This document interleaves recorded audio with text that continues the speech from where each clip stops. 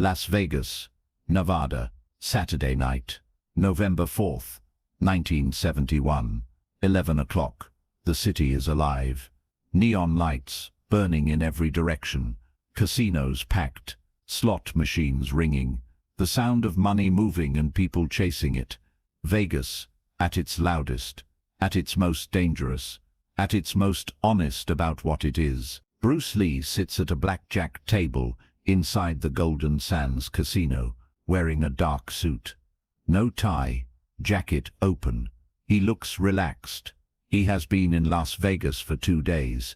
A private demonstration tomorrow evening for a wealthy hotel owner. Good money. Important connection. Tonight, he is gambling casually, just passing the evening. A man approaches the table, sits in the empty chair beside Bruce. Vincent Vinny Marchetti, 51 years old. Casino owner. Not this casino. Another one. 3 blocks down the strip. Shorter strip, smaller rooms, darker corners. Vinny is known in Vegas circles. Not famous. Not infamous. Just connected. The kind of man who knows things other people don't know. Where the money really flows. Where the real entertainment happens after midnight. Vinny and Bruce know each other. Not well, but enough. Bruce demonstrated at Vinny's casino 6 months ago. A private show for high rollers. Vinny paid well. Tonight, Vinny has found Bruce at the table. He leans in close, speaks quietly under the casino noise. Bruce, you want to see something? Something you have never seen. Real fighting. Not staged. Not tournament. Real, underground. I know a place. Bruce looks at him. Considers, curious. He has heard rumors. Every martial artist has underground fighting circuits in Vegas. Illegal but tolerated by certain people. Real men fighting for real money in rooms where no law reaches. Bruce has never seen one. Show me, he says. They leave the casino through a service entrance. A narrow corridor. Away from the main floor, through a metal door, down concrete stairs. The noise of the casino disappears immediately. Down another flight. The air changes. Cooler, damp. The smell of concrete and old sweat. Vinny walks ahead, confident. He knows this place has been coming here for years. They reach a basement level, a heavy door. Vinny knocks, pattern. A man opens it, large, scarred, nods at Vinny. Looks at Bruce, suspicious. Who's this? Vinny says. Friend of mine. He's watching tonight. That is all. The man steps aside. Inside is a small concrete room, 20 feet by 20 feet. Low ceiling. One bare bulb hanging from a chain in the center. The floor is concrete, stained, old blood in the cracks. Not cleaned properly. A rope marks the fighting area. A circle, 10 feet across. 2 wooden benches along one wall. A small table with beer bottles. 8 men total in the room. Some watching, some betting. The air is thick, tight. The smell of sweat and beer and something older. Violence. Subscribe. Turn on notifications. Like the video and comment. More true Bruce Lee stories are coming. Danny Kowalski stands near the center, stretching his arms, rolling his shoulders, preparing for his fight tonight.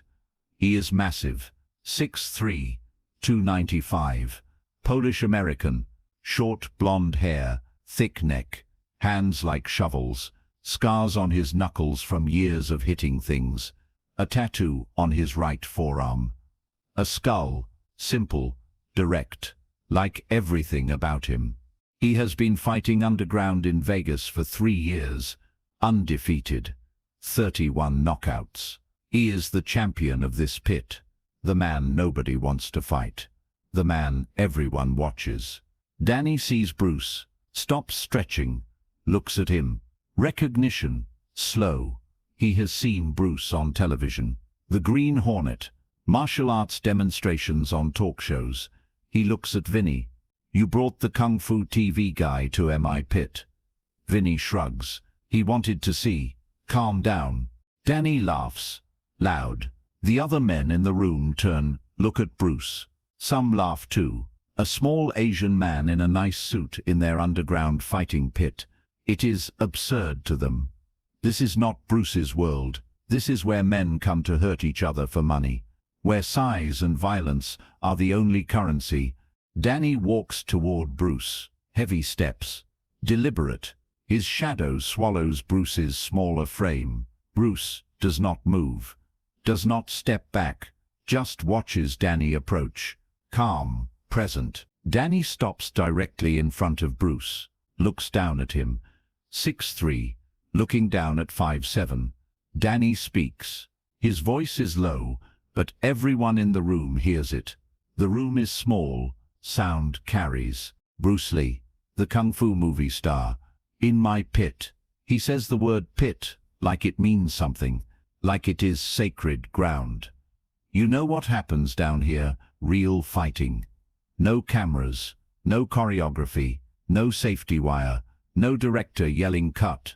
Men come down here and they fight. For real. Some of them go home. Some of them go to the hospital. Bruce nods slightly, listening, not responding, not arguing, just taking it in. Danny takes one step closer. His chest is almost touching Bruce's. You fight actors on TV. Pretty boys who fall when you tell them to fall. That is not fighting. That is theater. He pauses, his eyes narrow.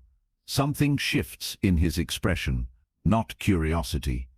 Challenge. The instinct of a man who has fought 31 times and always won. Danny's right hand moves. Fast. Not a punch. A grab. His massive fingers close around Bruce's throat. Not squeezing. Not yet. Just holding. Establishing control. The way a man grabs something before he decides what to do with it. His grip is firm. His palm covers almost the entire front of Bruce's neck. He lifts. Slightly. Bruce's feet barely touch the ground. Danny pulls Bruce closer, brings his face inches from Bruce's. The bare bulb swings slightly above them. Shadows moving on the concrete walls. 8 men watching. Nobody speaks. Nobody breathes. Prove it right now. Danny's voice is barely above a whisper now. Cold. Flat. The voice of a man who has said similar words 31 times before, and 31 times the other man ended up on the floor. No cameras, no rules, no referee. No one is watching, except us. Nowhere to run. This is my pit, my ground. Show me if your kung fu is real, or I put you down like every other man who has stood where you are standing right now. The room is completely silent. The bare bulb swings, 8 shadows on concrete walls. Danny's hand on Bruce's throat. Bruce's feet barely touching the ground. The air is thick, close, the smell of sweat and old blood. The weight of 31 knockouts held in one man's grip. Bruce moves. 5 seconds. Second one. Bruce's left hand comes up, open, fingers together. Not a fist, not a strike, a flat edge. It drives into Danny's inner forearm, the specific nerve point where the radial nerve runs close to the surface. The contact is precise. Danny's fingers spasm involuntarily. His grip loosens, not gone. Loosened. Enough. Second 2. Bruce's right hand closes around Danny's wrist, the one holding his throat. Light pressure. Not fighting the strength, working with it, guiding. Bruce turns Danny's own grip against him. The wrist rotates. Danny's elbow extends. His shoulder drops. His structure breaks without Danny realizing it is happening. Second 3. Bruce steps forward into Danny, closing the distance completely. His body is inside Danny's guard now. Too close for Danny to use his size. Too close for Danny's strength to matter. Bruce's left hand strikes. Short. precise, solar plexus. 6 inches of travel, the impact is clean. Danny's breath leaves. All of it. His diaphragm spasms. Second 4, Bruce's foot sweeps. Low. Danny's weight is forward. Transitioning, his balance already compromised from the wrist control. The sweep finds the exact moment. 295 pounds has nothing underneath him. He falls. Bruce controls the descent, guides it. Danny hits the concrete floor on his back. Hard enough to feel, not hard enough to break. Second 5. Bruce's knee is beside Danny's ribs, not pressing, positioned. His right hand hovers near Danny's throat, the same throat that was holding Bruce 30 seconds ago. Not touching, not threatening, just there. The message, clear, complete. The room is frozen. 8 men, 8 different expressions. Shock, disbelief. One man has his beer bottle suspended halfway to his mouth. Another has backed against the wall. Vinny stands near the door. His face is white. He has seen violence in this pit before. Many times. He has never seen anything like this.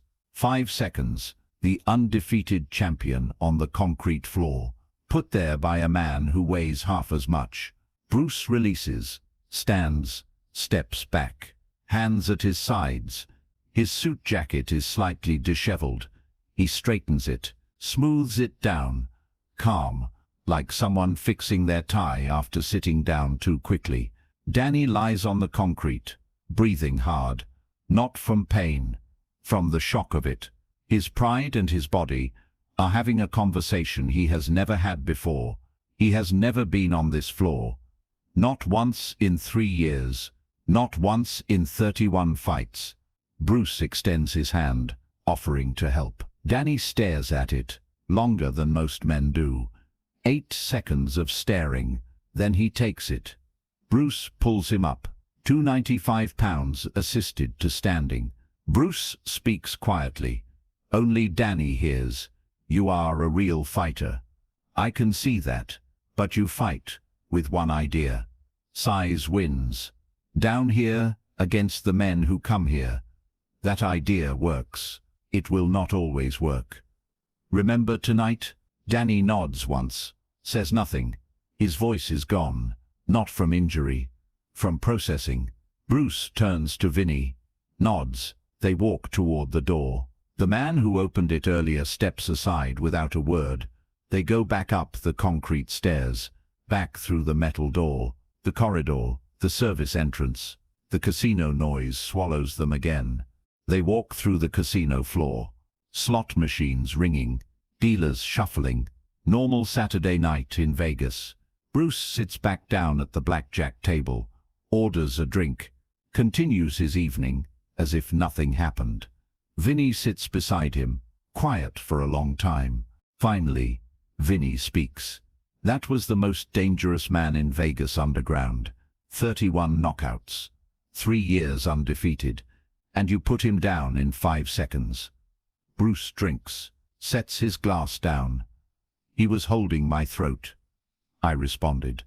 Nothing more. Vinny nods, thinks, then speaks, carefully. Bruce, listen. What happened tonight stays tonight. The pit is illegal. If this gets out, police investigate. The pit closes. People go to prison. Danny's reputation destroyed. This cannot become a story. Bruce looks at Vinny, calm. I understand. It never happened. Vinny nods. Because I am shutting the pit down anyway. After tonight, that room is closed permanently. The pit never operated again. Vinny quietly closed it. The concrete room was sealed, eventually converted into storage. No record exists of what happened there that night. No police report, no documentation, just 8 men who were present and chose silence. The story travels slowly, through Vegas, underground circles, through men who knew Danny, whispered at card tables, mentioned at late-night bars. You hear what happened to Dynamite Danny, underground pit, Bruce Lee, 5 seconds. Danny on the floor. Throat grab turned into nothing. Danny Kowalski never fights underground again. Retires from the circuit quietly. Opens a small gym in Henderson, Nevada. Teaches young men boxing and wrestling. When students ask about his record, he tells them the truth. I was undefeated for 3 years. 31 knockouts. Then one night, someone showed me that winning is not the same as understanding. 5 seconds taught me more than 3 years of winning. 8 witnesses. A concrete room under a Vegas casino. A bare bulb swinging on a chain. Blood stains on the floor from 31 previous fights. One night when the undefeated champion learned that size and violence are not everything. And a door that was sealed shut permanently afterward. Some stories stay underground.